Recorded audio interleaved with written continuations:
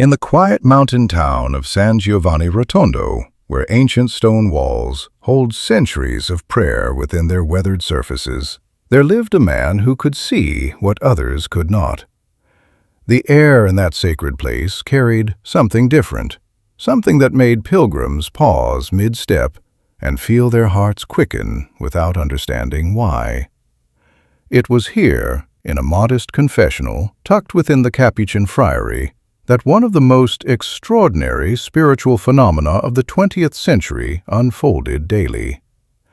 Padre Pio, a humble Capuchin priest bearing the wounds of Christ on his own body, possessed a gift that would transform countless lives and reveal truths about the human soul that most would never encounter until they stood before eternity itself. The gift was not one he sought. It came unbidden, arriving with the same mysterious grace that marked his hands and feet with the stigmata. Padre Pio could read souls, not through intuition or psychological insight, but through direct, supernatural knowledge. He could see into the hidden chambers of the human heart, where forgotten sins lay buried beneath years of excuses, rationalization, and the slow accumulation of daily life. These were not the dramatic transgressions that kept people awake at night. These were the sins that had slipped into shadow, the moral compromises that time had softened into acceptable memories, the small betrayals and unkindnesses that the soul had learned to overlook. When penitents approached his confessional, many came with carefully prepared lists. They had examined their consciences, rehearsed their words, and steeled themselves for the humiliation of admitting their faults. But what they discovered in that sacred space was something far more profound and terrifying than they had imagined. Before they could speak, before they could offer their practiced confessions, Padre Pio would often begin speaking for them. His voice, weathered by years of prayer and suffering, would recite their sins with precise detail, including transgressions they had long forgotten or deliberately hidden even from themselves. The confessional became a place where the soul stood naked before truth. There was nowhere to hide, no shadow deep enough to conceal what God had revealed to his servant. Penitents would enter planning to confess recent faults, only to have Padre Pio guide them back through years, sometimes decades, to moments they had convinced themselves no longer mattered. A woman once knelt in his confessional, ready to confess minor infractions, when the saint's voice cut through her prepared words. He reminded her of sins from her youth, specific moments of cruelty and pride that she had buried so deeply she had genuinely forgotten they existed. The shock of recognition hit her like physical blow. How could he know? How could anyone know the secrets she had successfully hidden from her own memory? The testimonies from those who encountered this gift are remarkable in their consistency and detail. Padre Pio had the extraordinary ability to remind penitents of sins that were forgotten or omitted, bringing to light what they themselves could not remember. One documented account tells of a German man who approached the confessional with skepticism, viewing confession as merely a psychological tool invented by the Church. He had not made a sincere confession in years, going through the motions while harboring disbelief. When he entered Padre Pio's confessional and attempted to begin his insincere routine, the saint stopped him immediately. Without the man saying a word about his spiritual history, Padre Pio identified his last valid confession, made years earlier during his honeymoon. Then, as the German sat in stunned silence, unable to speak, the priest began listing his sins one by one, complete with circumstances and details that no human being could have known. The man left the confessional transformed, his skepticism shattered by an encounter with supernatural truth. Another testimony comes from a priest who traveled a great distance to confess to Padre Pio. This was a man educated in theology, experienced in the spiritual life, who presumably understood the importance of thorough examination of conscience. After he finished his confession, he expected absolution and dismissal. Instead, Padre Pio asked him gently if he remembered anything else. The priest searched his memory, but found nothing. Then the saint, with quiet precision, reminded him of a specific failure from the previous day. When the priest had arrived at 5 in the morning in Bologna, the churches were still closed. Instead of waiting for Mass, he had gone to a hotel to rest, and had slept so soundly that he did not wake until mid-afternoon, missing the sacred liturgy entirely. This was not a mortal sin, perhaps not even something the priest would have thought to confess, but Padre Pio knew. The message was clear. Nothing escapes the eyes of God, no matter how small, no matter how easily rationalized. The phenomenon extended beyond simple knowledge of past actions. Padre Pio could see into the depths of a person's spiritual state, understanding not just what they had done, but why they had done it, perceiving the roots of sin that lay hidden in unexamined pride, fear, or selfishness. A woman once approached his confessional, her mind clouded with anxiety and confusion. She had prepared carefully, but found herself unable to speak when the moment came. Recognizing her distress, Padre Pio simply said, "Do you want me to talk for you?" He then proceeded to tell her everything she had intended to confess, speaking her own thoughts back to her with such accuracy that she could only weep. But he did not stop there. He revealed sins she had not intended to mention, sins she had convinced herself were too minor to matter, and in doing so, he freed her from spiritual burdens she had not even realized she was carrying. The experience was not always gentle. Padre Pio could be fierce when he encountered insincerity or presumption. If a penitent came to him without true contrition, seeking absolution as a formality rather than a genuine encounter with God's mercy, the saint would not hesitate to refuse them. His confessional was not a place for spiritual tourism or empty ritual. It was a tribunal of divine justice tempered by infinite mercy, and he guarded it with the seriousness it deserved. He would send people away, telling them to return when they were truly ready to face themselves. This severity was not cruelty, but profound love, the kind of love that refuses to participate in the soul's self-deception. The gift of reading souls revealed something crucial about the nature of sin and memory. We are remarkably skilled at forgetting what troubles us, at reshaping our past into narratives that allow us to sleep at night. A moment of cowardice becomes understandable caution. An act of selfishness transforms into reasonable self-care. Words spoken in malice soften in memory until they seem merely honest or appropriately firm. The human mind, left to itself, will always drift towards self-justification. We need the mirror of truth to see ourselves as we actually are. And for those who encountered Padre Pio, his confessional became that mirror.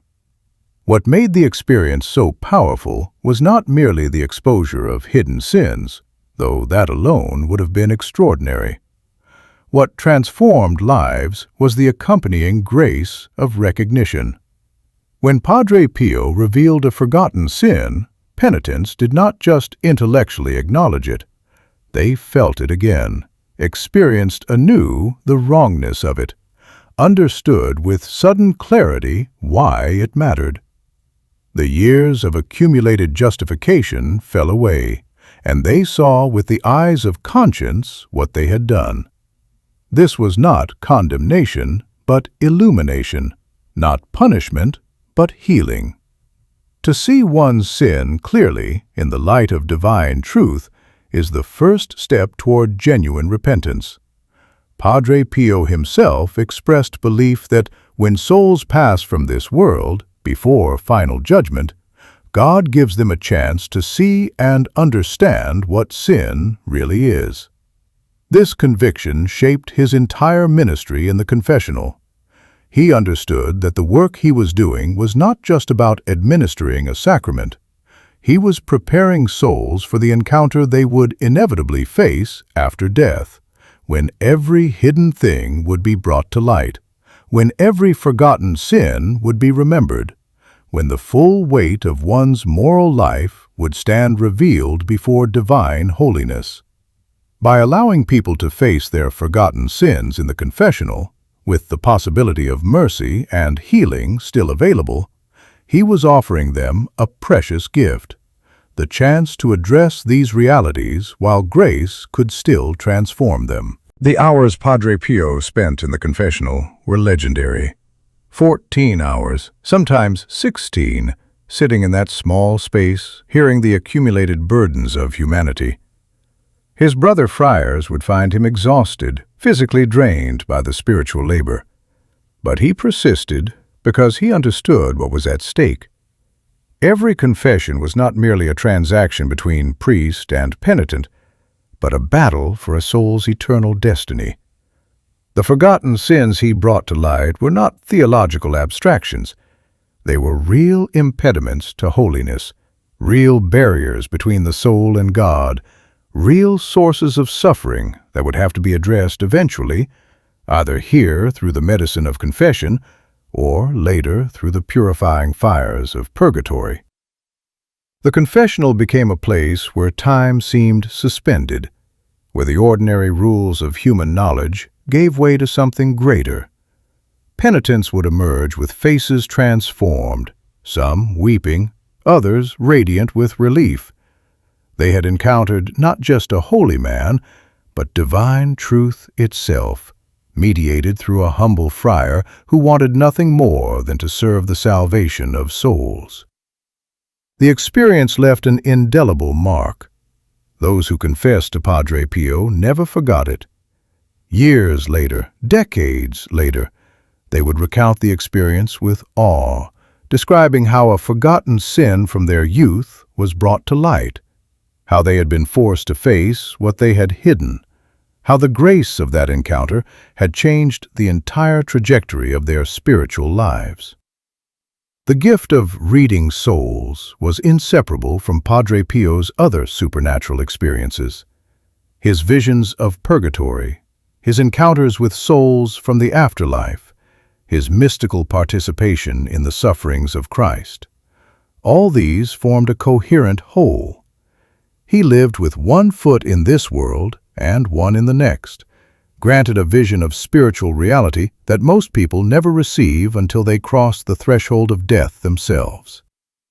This perspective shaped everything about his ministry. He did not see sins as mere moral failures to be catalogued and absolved.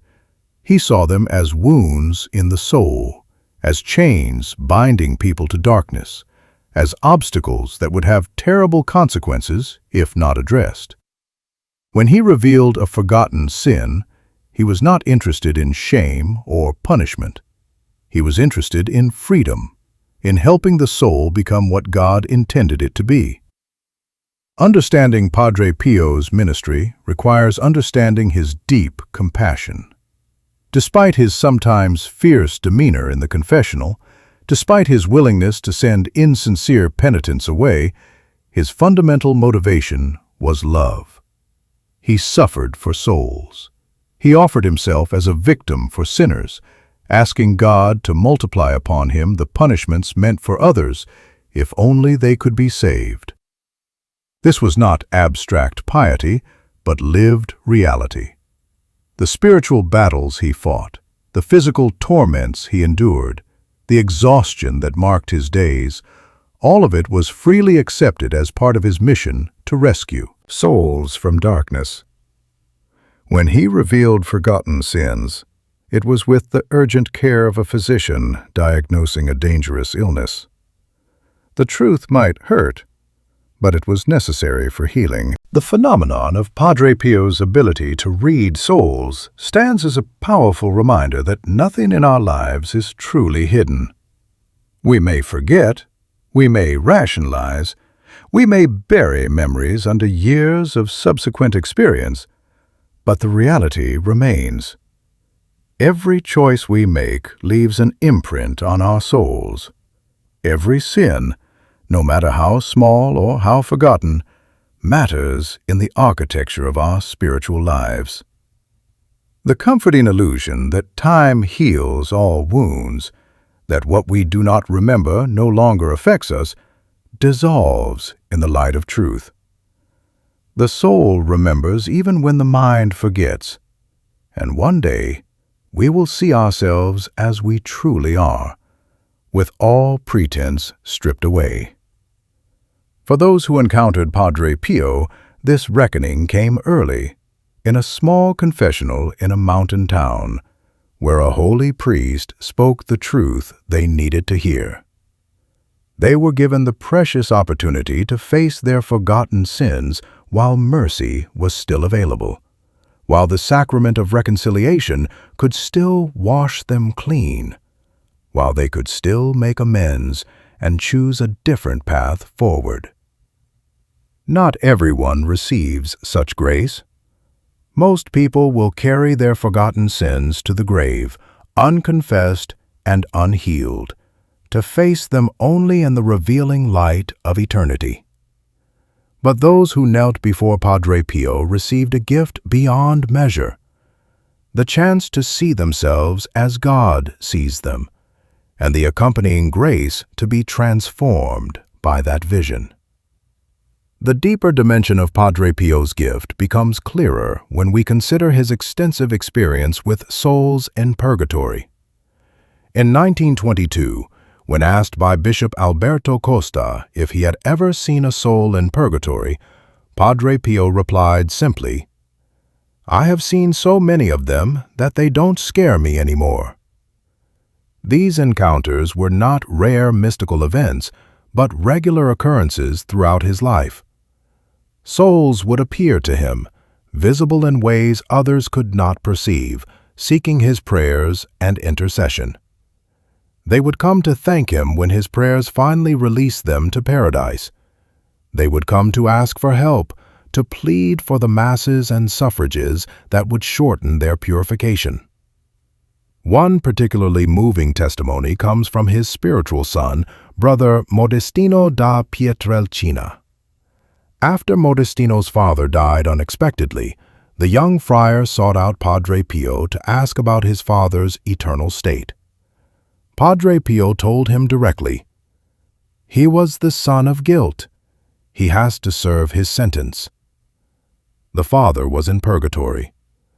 This was not said with coldness, but with the matter-of-fact clarity that characterized all of Padre Pio's spiritual direction. He then advised Modestino to have Gregorian masses offered for his father and to pray intensely. Months later, Padre Pio sent word that the father had been released to heaven through his son's prayers and sacrifices. The entire episode reveals how intimately Padre Pio understood the connection between our earthly lives, our unresolved sins, and our eternal destiny. Another documented encounter occurred when Padre Pio was praying alone in the choir late at night. He saw a friar cleaning the altar, though it was far too late for such work. When Padre Pio questioned him, the figure revealed himself to be a soul from purgatory. He had been a member of the community years earlier and had been assigned to care for the altar. During his life, he had passed by the tabernacle countless times without making proper reverence. This seemingly small failure, this casual disrespect for the sacred, had consequences that extended beyond death. He was in purgatory for it, suffering in flames of purification. Then came the heartbreaking part of the story. The soul asked Padre Pio to decide how much longer he must suffer.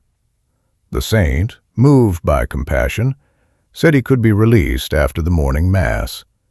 But the soul responded with a single word: cruel.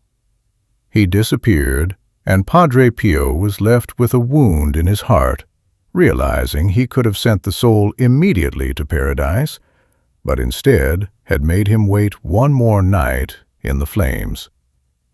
This account illuminates something profound about the nature of forgotten sins. The friar had not committed grave evil. He had simply been careless, allowing habit to dull his reverence, treating the sacred with casual familiarity. It was likely something he barely thought about during his life, a small fault among many, certainly not something that would have haunted his conscience or seemed worthy of special mention in confession. Yet after death, the reality of even this minor failure became clear. The purgatorial flames were not punishment in the vindictive sense, but purification, the soul being made capable of standing before infinite holiness. The carelessness that seemed so trivial in life had to be burned away before the soul could enter paradise. The pattern repeats throughout Padre Pio's testimonies about purgatory. Souls suffering there were not necessarily great sinners. Many were good people, devout Catholics, priests, and religious who had served God faithfully. But they had carried with them into eternity the accumulated weight of forgotten sins, of small compromises, of duties neglected, of love withheld. One description from mystical sources describes different levels of purgatory, noting that consecrated souls, or those who received more abundant graces, often endure longer and far more painful purification than ordinary people. This is because the soul's capacity for love determines its suffering when that love has been imperfectly lived. The more grace we receive, the more we are capable of, the greater our responsibility for what we do with it. Padre Pio saw countless souls bearing the burden of sins they had forgotten during their earthly lives. Acts of impatience they had dismissed as understandable frustration. Judgments made about others that they had convinced themselves were merely honest assessments. Responsibilities avoided that they had rationalized as someone else's problem. Small lies told to avoid discomfort. Prayers left unsaid because they were tired. Opportunities for kindness passed over because they were distracted or busy. None of these seemed like serious matters at the time. All of them, however, had shaped the soul, leaving marks that would need to be addressed before the soul could stand fully in the divine presence. The reality Padre Pio witnessed was not meant to inspire terror, though it certainly should inspire seriousness about the moral life. The existence of purgatory is ultimately a testament to divine mercy. It means that most souls are not lost, that God provides a way for imperfect souls to be made perfect, that the work left unfinished in life can be completed after death. But the process is painful. The purification required is intense, and the time spent in purgatory, while not eternal, can be extensive. Padre Pio's urgency in the confessional, his insistence that people face their forgotten sins now rather than later, came from his direct knowledge of what those souls in purgatory were experiencing. He knew what awaited those who died with unconfessed faults, with hidden corners of the soul that had never been brought to light and healed. His devotion to the souls in purgatory was legendary. Early in his priesthood, he wrote to his spiritual director, expressing a desire to offer himself as a victim for sinners and for souls in purgatory, asking God to multiply upon him the punishments prepared for them if only they could be converted and quickly released. This was not rhetoric, but a genuine offering of himself. The sufferings he endured throughout his life, the mysterious illnesses, the attacks from demons, the exhaustion from endless hours of hearing confessions, all of it was accepted and offered for the salvation and release of souls. He understood that prayer and sacrifice from the living could shorten the time souls spent in purification, that the communion of saints meant we are all connected, that what we do here matters for those who have gone before us. The implications for how we should live become clear.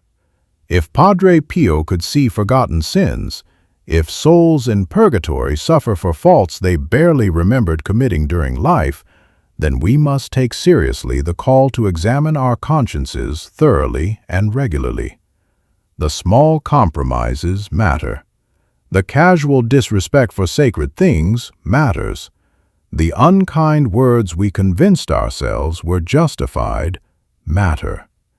The prayers we skipped because we were tired matter. The charitable acts we failed to perform because we were busy matter. Nothing is too small to escape divine notice, and nothing is too small to have consequences for the soul's ultimate destiny. This is why Padre Pio insisted so strongly on frequent confession. He taught that confession should be made at least once a week, comparing it to dusting a room. Even a clean and unoccupied room gathers dust and needs regular cleaning. The regularity was important not because we commit grave sins weekly, but because we need constant vigilance against the accumulation of small faults, the gradual dulling of conscience, the slow process by which we learn to overlook what should trouble us. Weekly confession keeps the soul clean, brings forgotten sins to light before they can be buried too deeply, and maintains the clarity of conscience that is essential for spiritual growth. The modern world, with its constant distractions and its emphasis on self-esteem over self-examination, makes this kind of regular reckoning more difficult and more necessary than ever. We are encouraged at every turn to overlook our faults, to explain them away, to focus on our positive qualities, and ignore what is broken. The culture tells us that guilt is unhealthy, that dwelling on mistakes is counterproductive, that we should simply move forward without looking back. But this approach leaves the soul cluttered with unexamined failures, accumulating dust that will eventually have to be cleaned, if not here, then in purgatory. Padre Pio's ministry offers a different path. His confessional was a place where people could face the truth about themselves in the presence of mercy. Yes, it was humbling. Yes, it could be painful to have forgotten sins brought back to awareness. But the alternative, carrying those sins unacknowledged into eternity, was far worse. The temporary discomfort of a thorough confession pales in comparison to the prolonged suffering of purgatorial purification. Those who knelt before Padre Pio and allowed him to illuminate the hidden corners of their souls were doing the hard work of sanctification, while grace was still abundantly available. The testimonies of transformation are numerous and profound.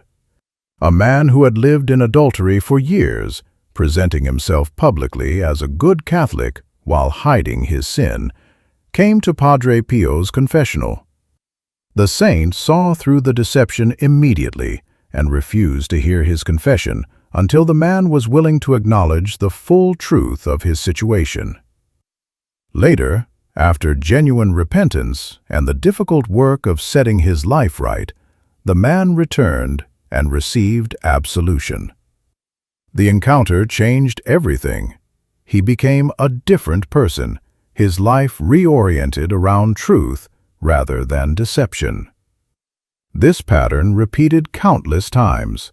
People would come to Padre Pio carrying years of buried sins, convinced they had successfully hidden their faults from God and others, only to discover that nothing was hidden at all. The confrontation with truth, painful as it was, became the beginning of real freedom. Understanding what Padre Pio saw requires us to reconsider our relationship with our own past. Most of us, if we are honest, know there are things we have buried, moments we prefer not to think about, choices we have rationalized away. We tell ourselves that what we do not remember no longer affects us, that the passage of time has rendered old sins irrelevant. But the spiritual reality is different. The soul carries the marks of every choice, and those marks shape what we become. The person who cultivates small habits of dishonesty becomes gradually more dishonest. The person who allows small acts of cruelty becomes gradually more cruel. The person who neglects small duties becomes gradually more negligent. Each forgotten sin is not isolated, but part of a pattern that forms our character. This is what made Padre Pio's gift so valuable. By bringing forgotten sins to light, he was not simply pointing out past failures. He was revealing patterns, showing people who they had become through the accumulation of choices they no longer remembered making. This recognition was essential for change. You cannot address a problem you refuse to see. You cannot repent of a sin you have convinced yourself does not matter. The illumination of forgotten sins was the first step toward healing, toward breaking destructive patterns, toward becoming the person God intended. The question naturally arises, what about those who never encounter someone like Padre Pio, who never have their forgotten sins revealed in this extraordinary way? The answer lies in the universal call to examination of conscience. While most of us will not have a supernatural revelation of our hidden faults, we are all capable of the difficult work of honest self-reflection. We can ask the Holy Spirit to illuminate what we have forgotten or overlooked. We can examine our patterns of behavior, looking for the roots of recurring problems. We can bring to confession not just the sins we remember, but the request that God reveal to us what we need to see about ourselves.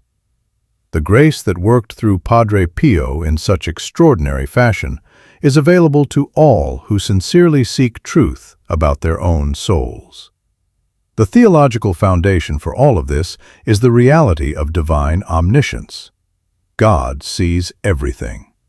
Nothing in creation is hidden from His sight. Every thought, every action, every hidden intention is known to Him with perfect clarity. This truth, which should humble us, is also the ground of our hope, because God sees us completely and loves us still. Because He sees our forgotten sins and offers the remedy of confession and grace. Because He sees what we have become through years of small compromises and offers the possibility of transformation. The revelation of forgotten sins is not about condemnation, but about the healing that can only occur when we acknowledge what is wrong. Padre Pio's life and ministry stand as a powerful witness to these eternal truths. His confessional was a place where heaven touched earth, where the ordinary sacrament of reconciliation was infused with extraordinary grace, where people encountered not just a holy man, but the searching light of divine truth itself. The thousands who confessed to him left changed. Some were converted from lives of serious sin. Others, already devout, discovered faults they had never recognized.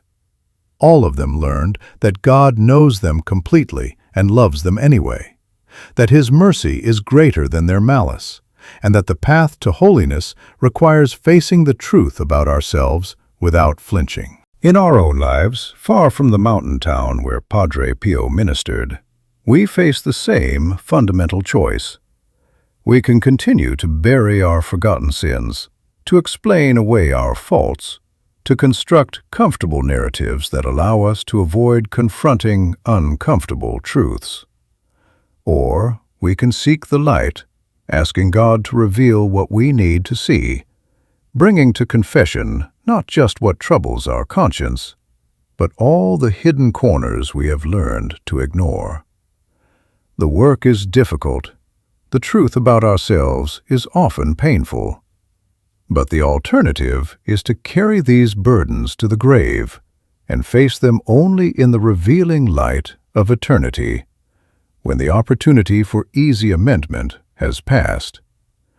Padre Pio's message, distilled from his years in the confessional and his visions of purgatory, is both sobering and hopeful. Sobering because it reveals that we cannot escape the consequences of our choices, that every sin leaves a mark, that nothing is truly forgotten, even if we no longer remember it. Hopeful because it shows that God provides the means of healing, that confession and grace can address even the most buried faults, that transformation is possible if we are willing to face the truth. The saint's gift of reading souls was ultimately an expression of divine love, a way of helping people see themselves clearly so they could be healed while grace was still abundantly available. The forgotten sins that Padre Pio revealed in the confessional are the same forgotten sins we all carry. The difference is that most of us have not had them brought to light in such a direct way. We are left with the responsibility to do the work ourselves, to examine our lives honestly, to ask the difficult questions about who we have become through the accumulation of choices we may no longer remember making. It is not easy work. It requires humility to admit fault, courage to face what we have preferred to ignore, and trust that God's mercy will meet us when we finally acknowledge our need for it. Padre Pio spent his life standing at the intersection of time and eternity, seeing with unusual clarity the spiritual realities that most people only glimpse in moments of prayer or crisis. His visions of purgatory, his encounters with souls from the afterlife, his supernatural knowledge of penitents' hidden sins, all of these formed a coherent whole. They revealed a universe where choices matter, where sins have consequences, where the soul's trajectory toward God, or away from Him, is shaped by countless small decisions that we often forget we made. But they also revealed a universe suffused with mercy, where God pursues even the most reluctant souls, where healing is always possible, where the confessional stands as a tribunal of love, ready to receive those who come seeking truth. The ultimate lesson from Padre Pio's gift is not fear, but clarity. We should not live in terror of forgotten sins, but in awareness that our moral lives matter profoundly, that nothing is hidden from God, and that He offers us every grace necessary to face ourselves honestly and be transformed. The souls suffering in purgatory are not there because God is cruel, but because holiness requires purification, and they did not complete that purification in life. The forgotten sins brought to light in Padre Pio's confessional were not revealed to shame people, but to free them while freedom was still easily attainable. Everything about his ministry pointed toward the same truth. Face yourself now with all your faults and failures in the presence of infinite mercy. Do not wait until you stand before the unmediated reality of divine holiness, when the work of transformation will be more painful and prolonged. In the end, what Padre Pio saw when he looked at souls was what God sees constantly, the complete truth of who we are, with all our hidden corners illuminated, all our forgotten sins remembered, all our patterns of behavior laid bare. The difference is that God sees this with perfect love, with infinite desire for our healing, with endless patience for our slow transformation. The revelation of forgotten sins is not meant to destroy us, but to show us where we need healing, where grace needs to work more deeply, where we are still holding back from complete surrender to divine love. Those who encountered this truth through Padre Pio's ministry received a precious gift, the same gift available to all who sincerely seek it, the chance to see themselves as God sees them, and to accept His offer of transformation. The confessional remains what it has always been, a place of mercy and truth, where the forgotten can be remembered, the hidden can be revealed, and the burdened can find relief. We may not have Padre Pio to guide us, but we have the same sacrament he administered, the same grace he channeled, the same God who saw through him and who sees through every confessor ordained to this sacred ministry. What is required from us is the willingness to approach with honesty, to acknowledge what we have buried, to ask for illumination of what we cannot see, and to trust that mercy will meet us when we finally stop hiding. If this story moved you, consider liking the video and subscribing to Echoes of Eternity for more spiritual encounters and afterlife revelations.